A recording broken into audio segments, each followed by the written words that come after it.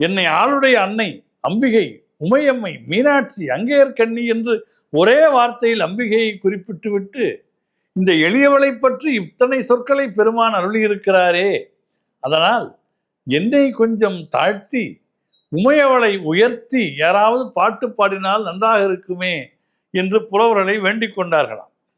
ஒரு புலவர் வந்தார். அவர் சொன்னார், உங்களுடைய பெருமைகள் எங்களுக்கு தெரியும், உங்களை உமையவளுக்கு விட தாழ்த்தி நாங்கள் பாட மாட்டோம், வேண்டுமானால் உமையம்மைக்கு கொஞ்சம் நிகராக வேண்டுமானால் வைத்து பாடுகிறேன், உமையை விட நீங்கள் உயர்ந்தவள் என்ற நிலையில் நான் வைத்து பாட மாட்டேன் என்று சொல்லிவிட்டு மங்கையர்க்கரசியை கேட்டார். அவர் சொன்னார், சரி பாடுங்கள்.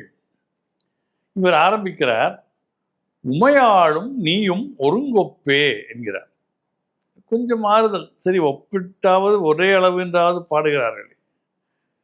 அடுத்த வரி சொன்னார், இல்லை இல்லை, ஒப்பிட்டு பார்த்தால் உமையிடத்தில் ஒரு குறை உண்டு, உன்னிடத்தில் அந்த குறை இல்லை என்றார்.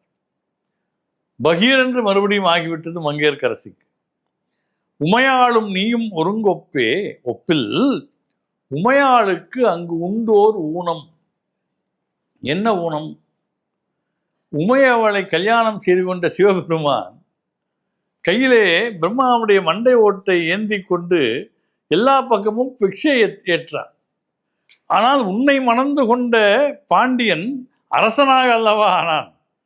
உமையம்மையை மணந்தவன் பிக்ஷாடன கோலத்தில் வந்தான், உன்னை மணந்து கொண்டவன் அரசனானான் என்று மறுபடியும் மங்கையர்க்கரசியை உயர்த்தி விட்டாராம். உமையாளும் நீயும் ஒருங்கொப்பே, ஒப்பில் உமையாளுக்கு இங்கு உண்டு ஓர் ஊனம். உமையாளன் பாகந்தோய்ந்து ஆண்டான் பலிக்குடன்றான், பாண்டியன் நின் ஆகந்தோய்ந்து ஆண்டான் அரசு என்று இந்த பாட்டு மங்கையர்க்கரசியை சிறப்பிக்கிறது.